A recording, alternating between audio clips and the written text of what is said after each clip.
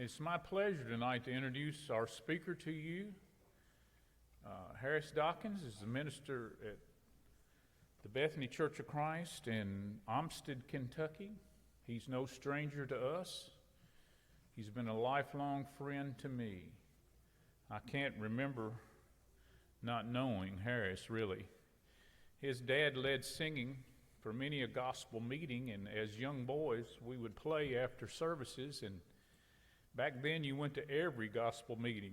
Wherever there was a gospel meeting, we just attended, and so we played all summer long. And then because of Simpson County Youth Camp, we went to camp at Lake Chickasaw, and actually Harris and I became very close during that week of camp. We attended Boys State together. We competed against each other in high school sports. He went to Russellville. I went to Auburn. And so we did compete against each other and had fun there. We were also roommates at Lipscomb. He brings with him tonight his lovely bride Sharon and his daughter Lee.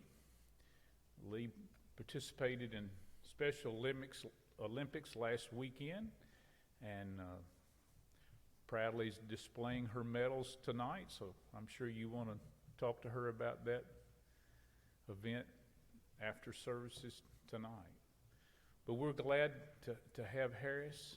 We love him and his family. We lived in the same subdivision together for several years, raised our children together, traveled together, lived in each other's home for many, many years. And it's a delight for me to introduce him to you, Harris.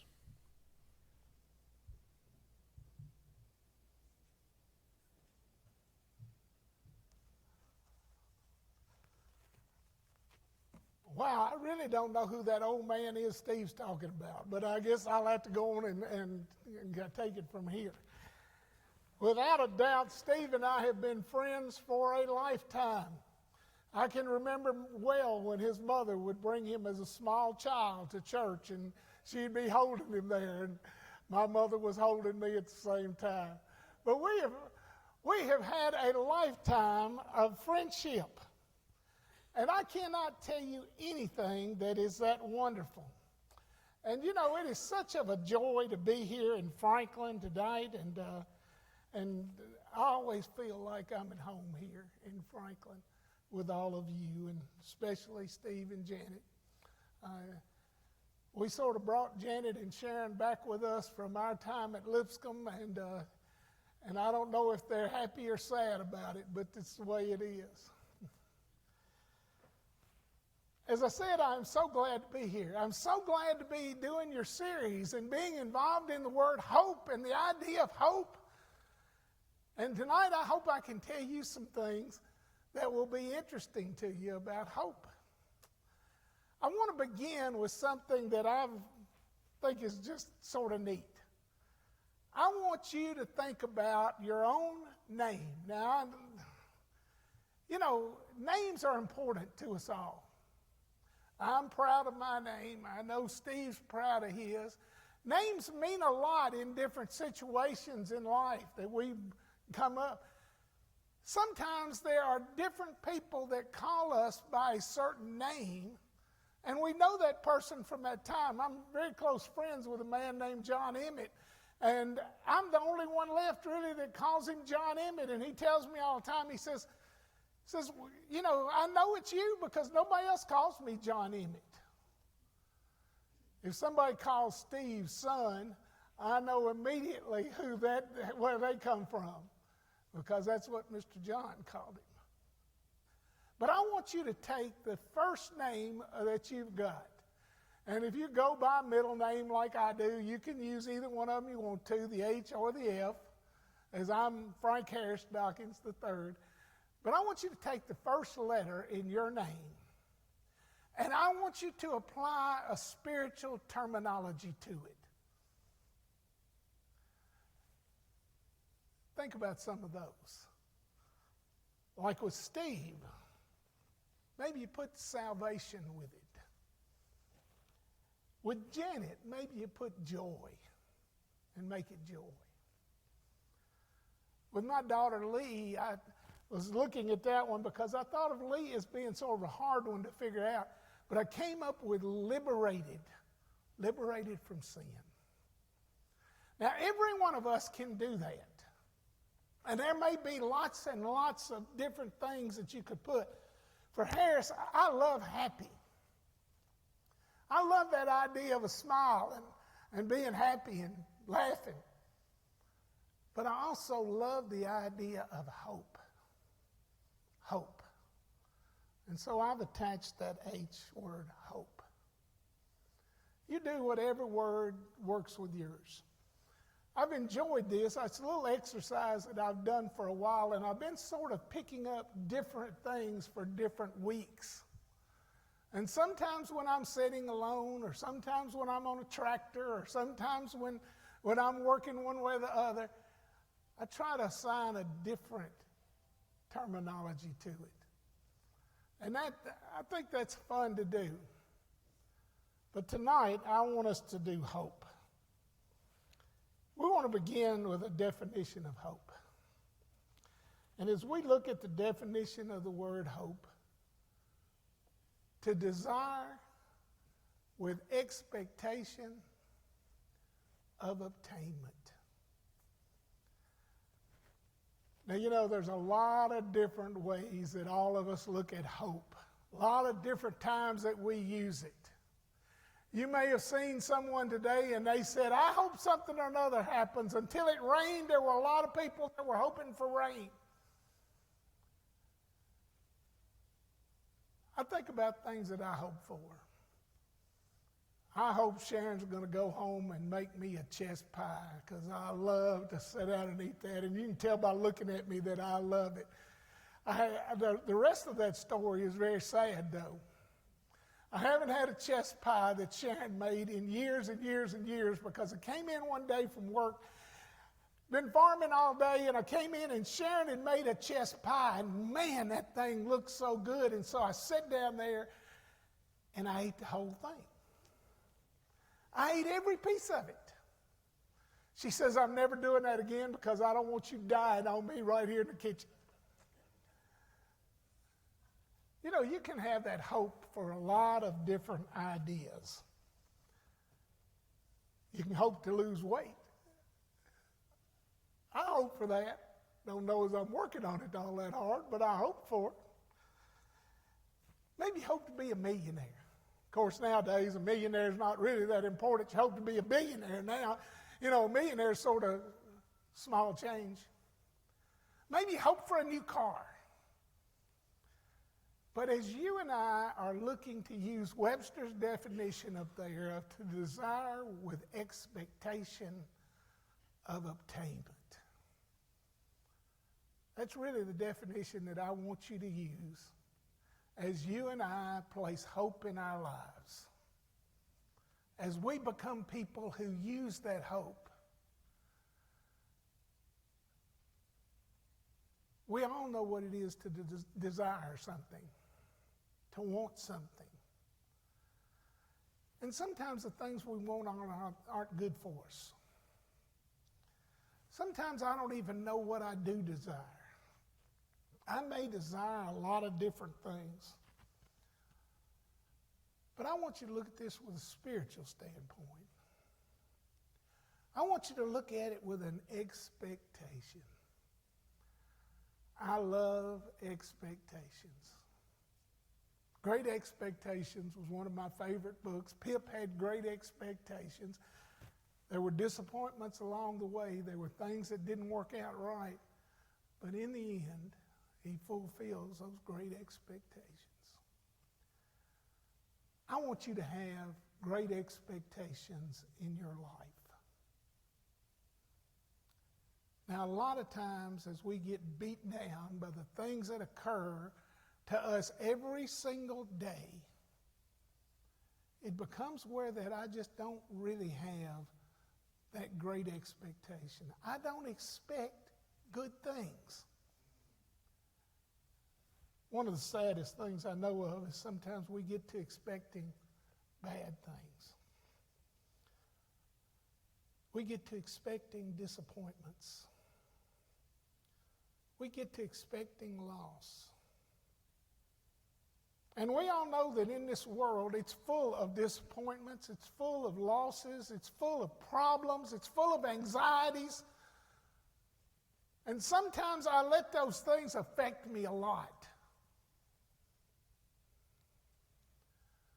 But I want to build a hope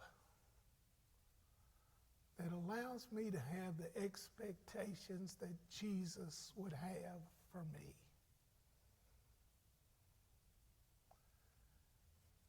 And in that expectation, I want it to be realistic that I'm going to obtain it. That I'm going to obtain it. You know, I had somebody say to me not too long ago, I don't remember exactly what it was because I don't ever play the lottery. I will give you a little story, though, about the lottery. Steve, as all of you know, used to be a machinery salesman, and anything that he couldn't sell to anybody else, he sold it to Daddy. And so he had a corn planter, and we had to go down to Portland, Tennessee, pick up this corn planter. Steve drove 90 miles an hour all the way back, scared us all to death. Daddy bought the corn planter. We bring it out and we start planting corn with it. It had a few problems, nothing major. Steve comes himself. He didn't send a mechanic. He comes himself, and we are working on this corn planter underneath some big trees at the Dawson place. And my brother comes after we're there. And Steve and I are both underneath this corn planter, and Steve says, we've got to have a certain amount of bolts. He says, we've got to have this length, we've got to have this length. I said, fine. I said, I don't have them, but Dave's standing out here, and I'll send him to town, and he'll get them and come back. So he goes, I sent Dave. Dave says to me, he says, I'm glad to go, but I left my billfold at home, and I don't have a single penny. Have you got any money? So I give him $20. And I told him, yeah, you go on and get us these boats. Steve and I finally crawl out from under there, and we've been waiting for Dave all this time. I mean, we waited an hour and a half for him to take a 2-minute trip to a dirigible. He finally pulls back up there. He hands us the boats. He's drinking on a milkshake. He has already finished the hamburger that he had. And I said, what in the world have you been doing? He says, well, I had a few things I had to do, and I stopped and I got a milkshake and I got a hamburger, and let me tell you something, Harris, you shouldn't play the lottery. He'd spent all my money on the lottery, didn't win a single thing. So I took that as a sign. I'm not playing a lottery. As I get back to my original story, I had a friend of mine, and he said to me one day, he said, I sure hope that I win this $1 billion lottery. And I said, have you got any tickets? He said, no, I don't play the lottery, but I sure hope I win it. That's an unrealistic hope. Let me tell you, it's an unrealistic hope that you're going to win it if you buy that. But it's sure an unrealistic hope when you're not playing it. But I want us to have the very best expectation of obtainment. I want you to pick out some good things that you want in your life.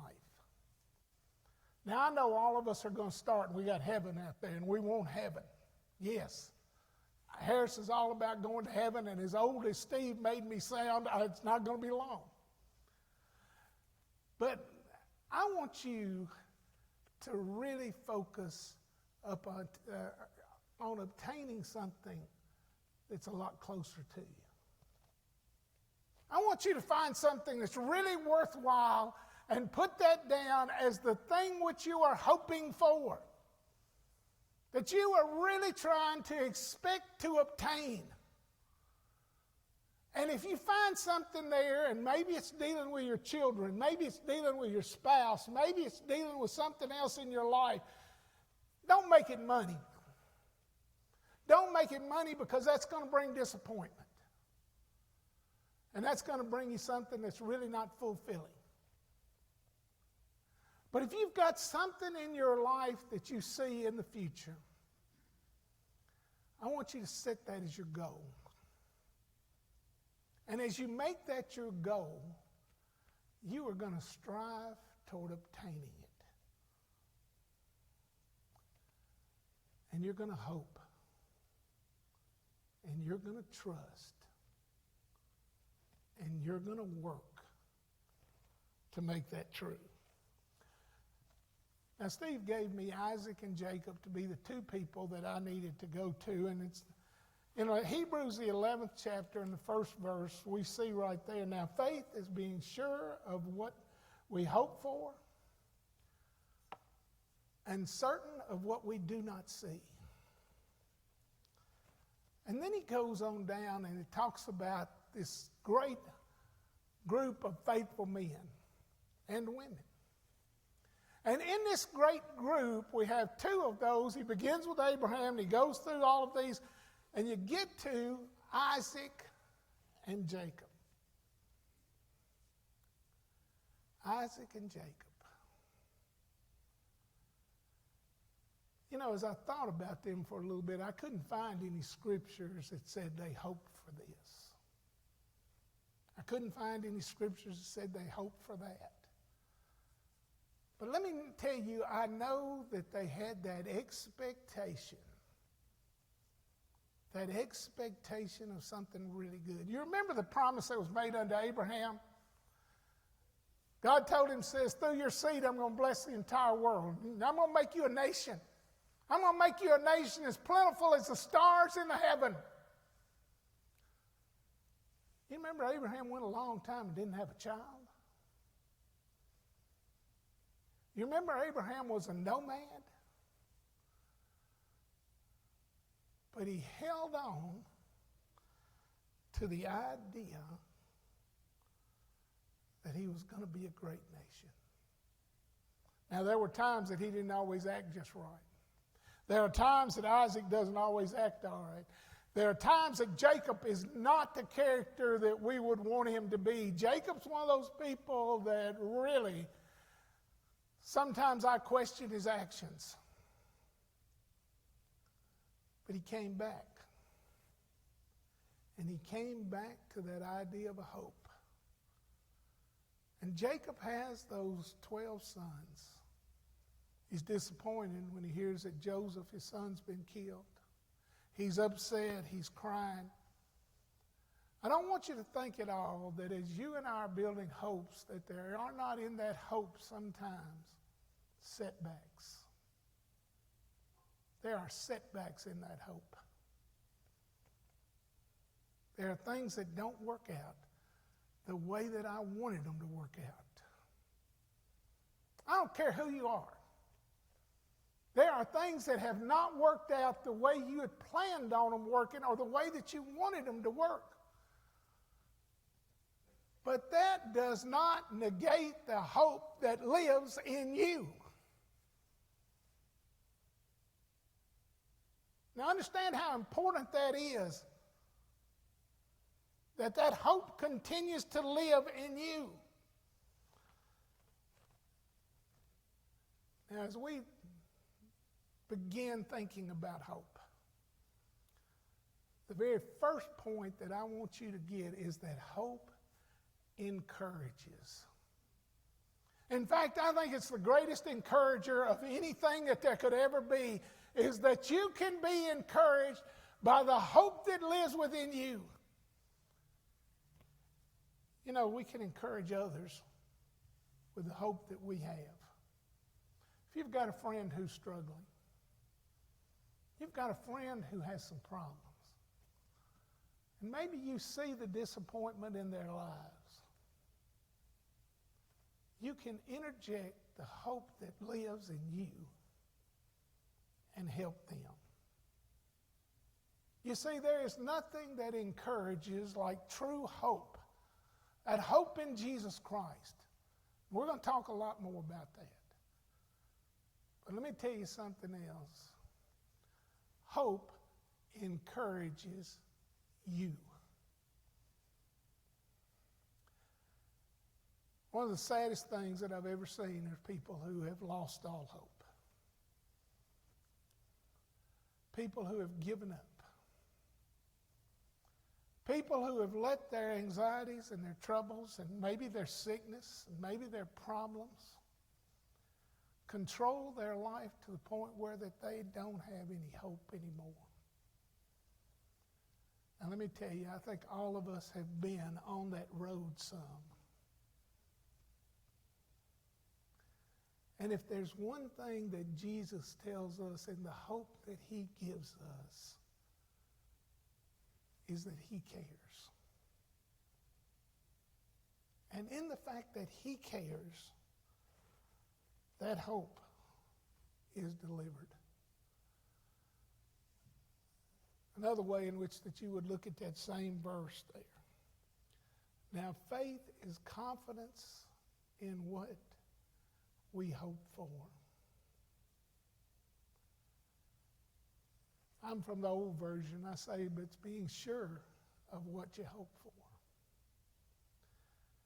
As you and I are building our faith in Jesus Christ,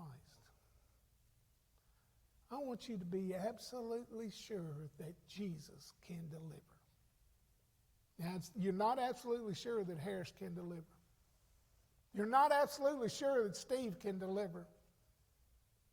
You're not absolutely sure that any man can deliver because they can't. No matter how hard they want to. No matter how much they love you. No matter how much that they are desperately wanting to help you. Not every man can deliver. But Jesus can. But Jesus can. And in the same sense, God can. For God so loved the world that he gave his only begotten Son, that whosoever believeth in him should not perish, but have everlasting life. Everlasting life. That's what I want. Jesus says, I am the light of the world. I've come that you might overcome darkness. Let me tell you, there's a lot of darkness for all of us. But Jesus is always the light that is there. And he sustains us. An assurance of what we do not see. Don't ever let anybody tell you that because you can't see Jesus and you can't see God, that they're not just as powerful today as they've ever been. In fact, I want you to know that I think they're more powerful than they've ever been.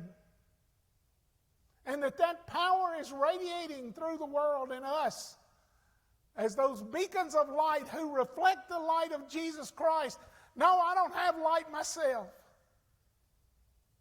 But what I do have is the reflection of Jesus.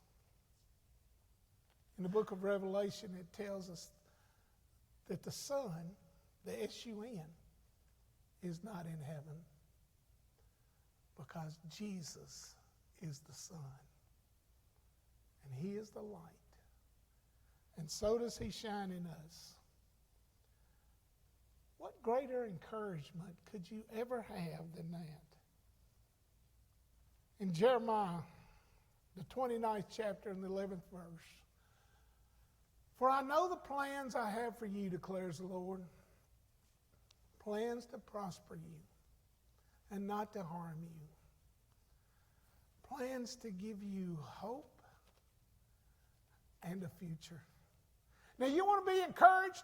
Understand that God has got a plan for you, and he plans for you to prosper and not to harm you. He plans for you to have hope and a future. You know, when people lose hope, it's because they don't see the future anymore. But Jesus gives us that hope. Jesus gives us that future. In Psalms, the 42nd chapter,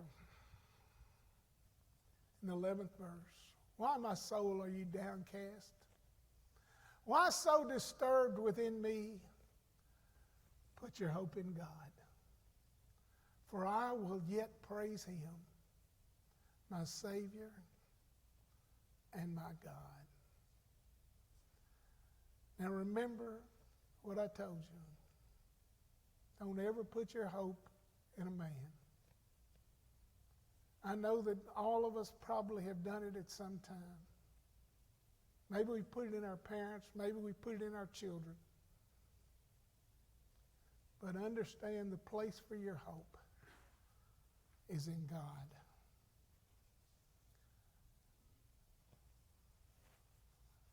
And then one of my favorite verses. But those who hope on the Lord will renew their strength. They will soar on wings like eagles. They will run and not grow weary. They will walk and not be faint. I love that idea of soaring on the wings of eagles. I've never done that. I've got some people that I'm friends with, and right now they're involved in a trek across the United States, and they are in a glider. And they go from destination to destination, and when the winds are right, they take that glider up, and they glide, and they're making their way east at a very slow pace. But they're making their way here, and they're soaring. You can soar in your life. You can soar, and you don't need a glider. You can soar on the wings of the Lord.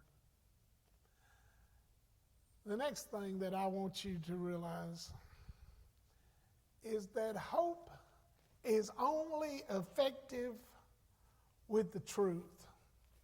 Hope is only effective with the truth. There's no other way for it to truly be effective.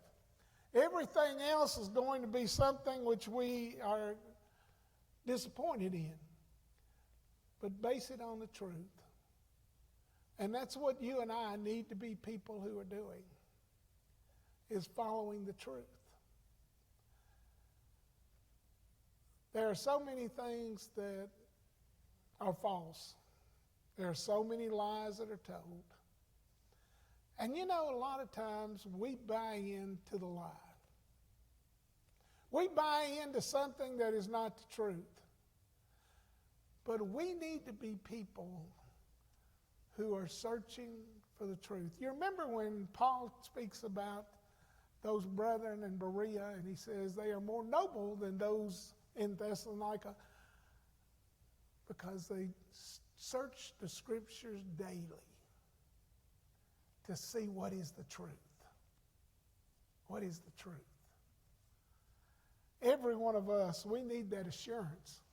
We're looking again at that scripture in the 11th chapter, and it says, faith is confidence in what we hope for and assurance about what we do not see.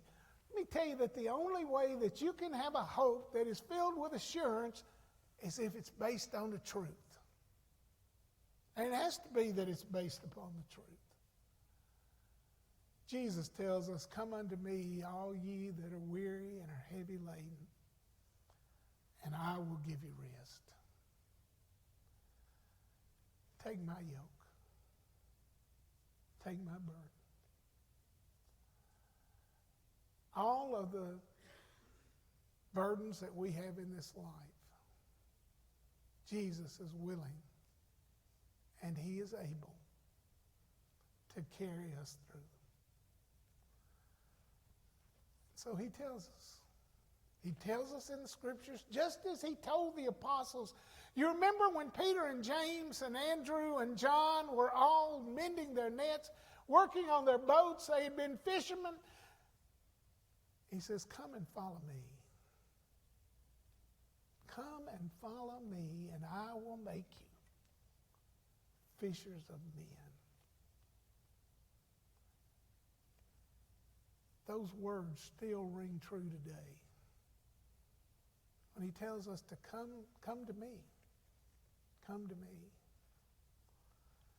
And he's going to give us hope.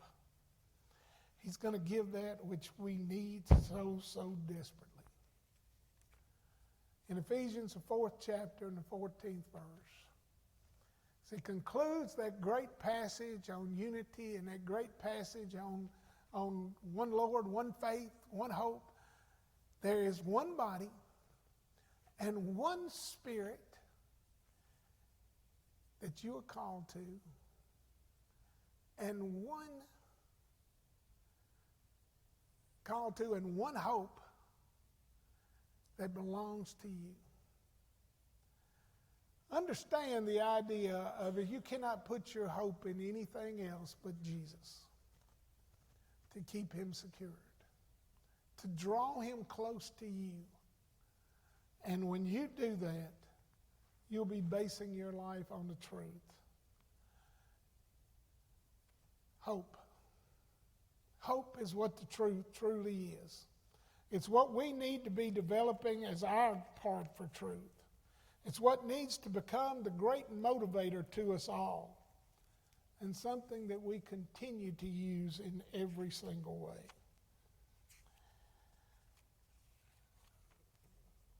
The next thing I want you to look at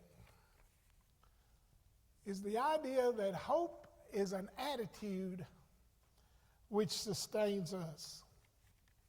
Hope is an attitude which sustains us. It seems to me that the more and more lately I talk about attitude.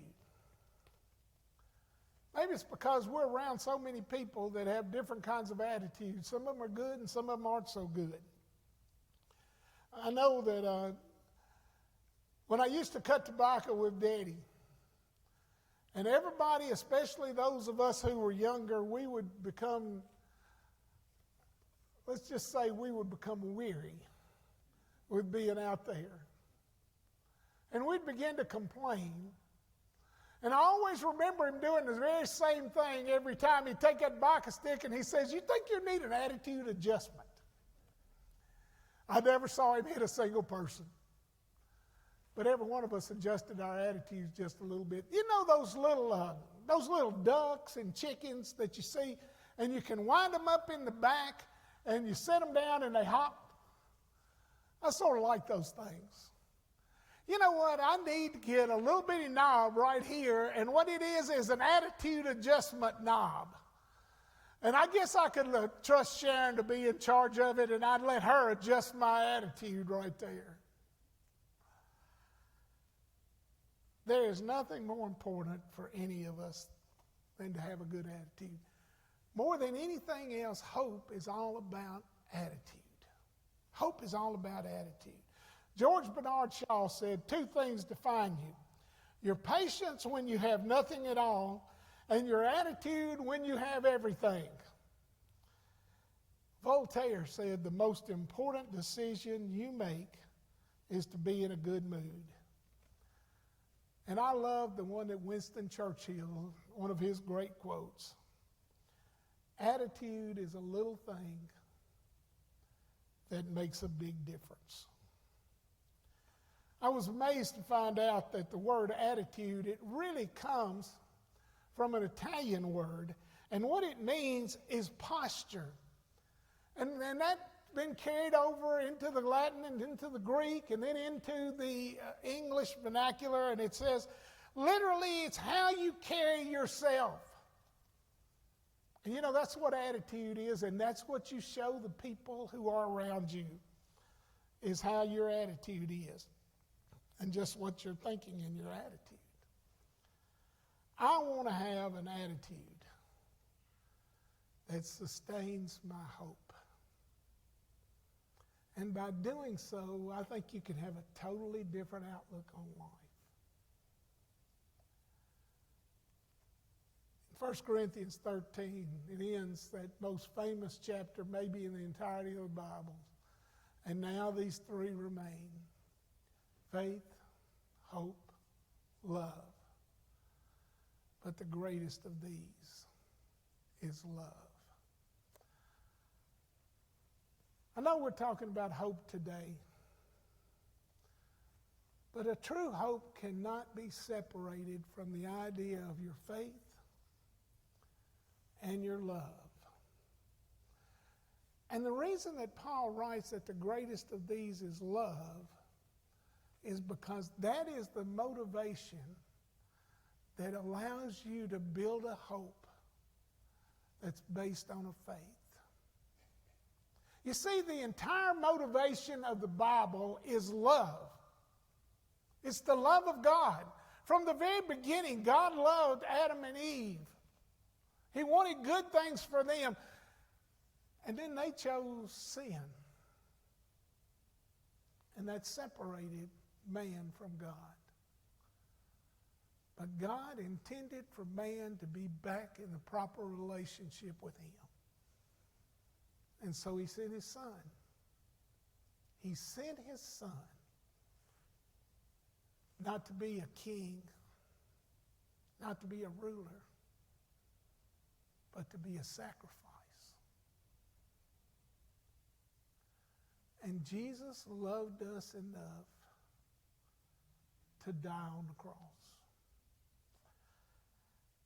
You know, it's one thing to think about that Christ died on the cross for us, and he gave himself and was that unspotted sacrifice, that unspotted lamb. How important that is. But it really becomes massive to you when you understand that he had the power not to do it. He could have called down legions of angels and destroyed them all. He could have removed himself from that cross and gone back to the Sea of Galilee where his friends were. He could have set himself up as a king and a ruler right there in Jerusalem. He could have made every one of them bow down to him. But that would not have fulfilled returning man to the right relationship with God. And so he died. So he gave himself. And then he arose 3 days later. And he arose for you and I. What a beautiful, beautiful thing that is to think about. And it is the hope that we now have in Jesus that allows us to know that death will not hold us. And that death will not keep us. But that we belong to him.